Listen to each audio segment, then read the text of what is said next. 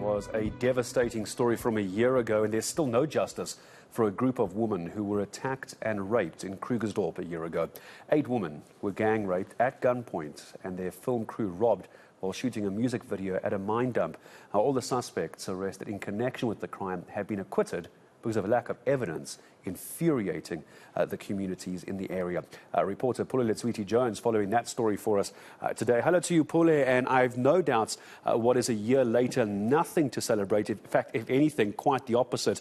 Anti-GBV groups must be fuming.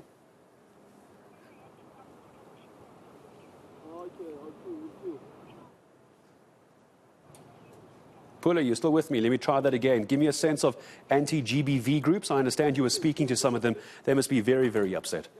We understand it's been, a year since that tragic incident happened in Krugersdorp at a disused mine. And we now know that all 14 men who were previously linked to that case were acquitted of all charges due to their DNA not matching to that crime scene. But residents here, Krugersdorp is a very peaceful area. As you can see behind me, people are just fishing, having a good time on a Sunday afternoon. But, on the flip side of things, residents are still just quite worried about the crime in this area, about there having been promises from the police minister, who... All right, let's wait to see if we can get Pule back with us. If you just joined us as well, so this incident over a year ago when the police were there was a lot of anger around the situation as well. Pule, I think you are back with me. I think just finish that thought that you were busy with. We lost your audio for a second. Go ahead. Yeah, definitely. The crime in this area has been, quite problematic. The Minister of Police, came here previously and promised that he would, fight the crime in this area. You would remember there were 2 imbizos that were held, one in Kagiso and one in Westville, where the minister said that there would be a task team established. There would be much police presence to ensure that crime in this area is fought hard. But it seems as though 1 year down the line, when you come here, that has not been the case. Part of it of all is illegal mining, which many community members are complaining about, saying it has a ripple effect on the community here. But most importantly, the police minister did say that they were on a target to try and, go back to the drawing board and finalize this case. But that has not been the case. In fact, what I can read from you is a comment from the police when I asked them about how far are they with the investigation. When we asked for an interview, what they said to us was that there is no update on this case, and since the suspects were not linked to the rape, and therefore they're not at liberty to take any interviews on the case, the investigating team is still busy with the investigations. That's the response I got from the SAPS in regards to this matter. But I just want us to take a listen to what one NGO, of course, which is anti-gender-based violence, had to say about victims, especially victims who are raped but never receive justice as the investigations move at a snail pace. Let's take a listen to what he had to say.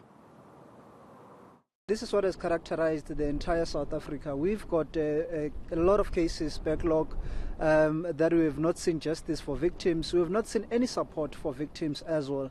And it's a concern to us. I mean, for other cases, it's been more than a year. It's been many, many years. Victims have still not seen justice. And it's very shocking and painful. And we are still making that clarion call again to say that the South African government needs to be resolute. There needs to be political will. We need to start seeing arrests. We need to get updates, frequent updates from the government, from the criminal justice system as to how far this case is, how far are the other cases. But we do want to, again, pledge our support to this community and many other communities in South Africa and victims of gender-based violence, victims of crimes in general in the country.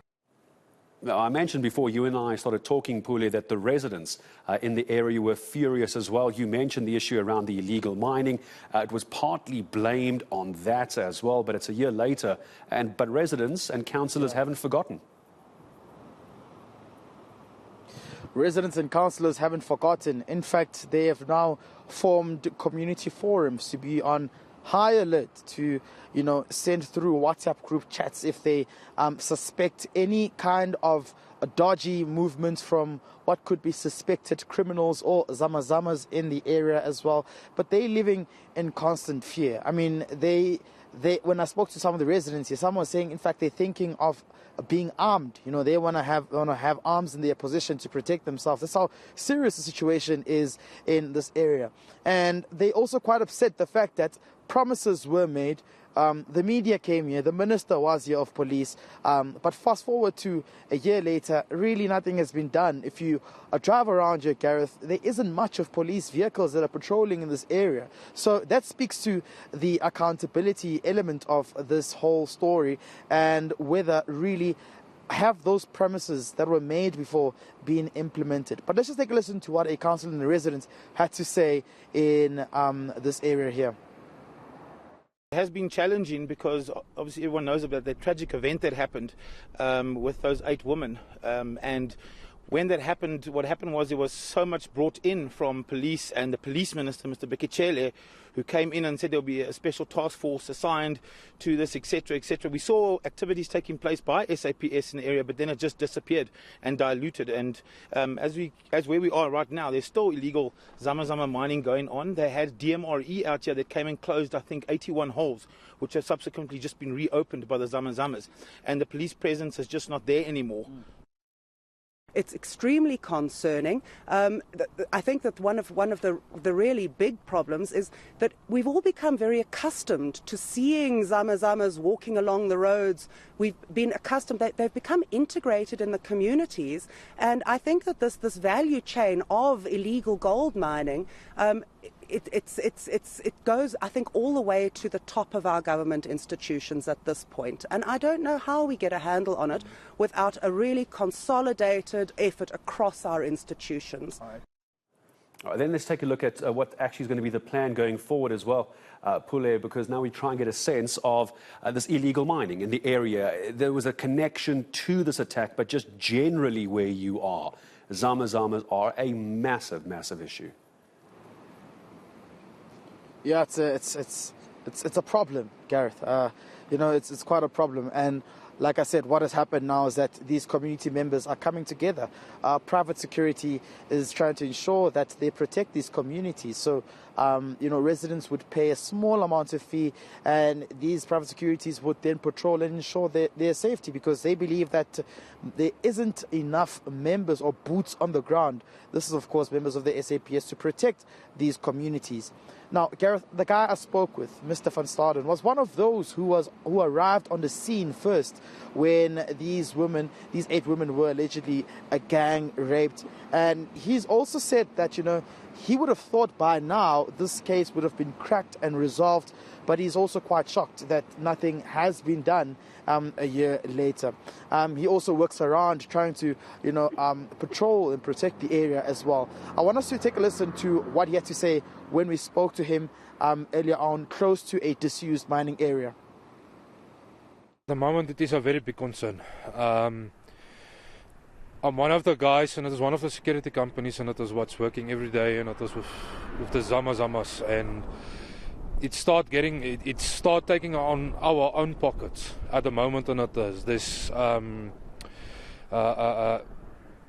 I get random calls, and it is from everyone, and it is who says, please come and assist us. We've got a problem here. We've got a problem there. I can go out, that's not a problem for me, and as I'm getting there, and I always ask for people to come and assist me. At the moment, and it is difficult. It's a really difficult thing. Yeah. Since that incident happened, and it is until now, and it is the time on the incident, it wasn't that bad. There was not that much of Zamazamas here. But at the moment now, they almost 1,000 more than that, if I can count them. And like I showed you earlier, and it is they're using our water supplies to wash their gold. And here in the back of me, and there's also soon this main road here is going to collapse, and that is because I can go and show you that start digging underneath this ground. So the whole structure here, and it is busy to falling apart. All right, so Pule, you've spoken to nearly every interested party in this at the moment. Give me a sense of what is supposed to happen next.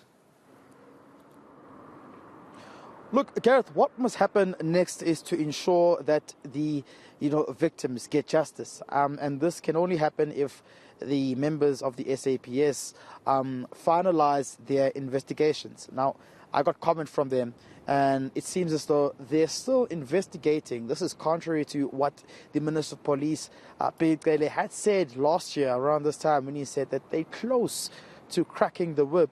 And his comments came just after the 14 accused men were acquitted of all charges. So one would have thought that by now they would have been really quite close to finalizing this case. But we're here a year later and nothing has been done. So for the community here in Krugersdorp, their lives will carry on.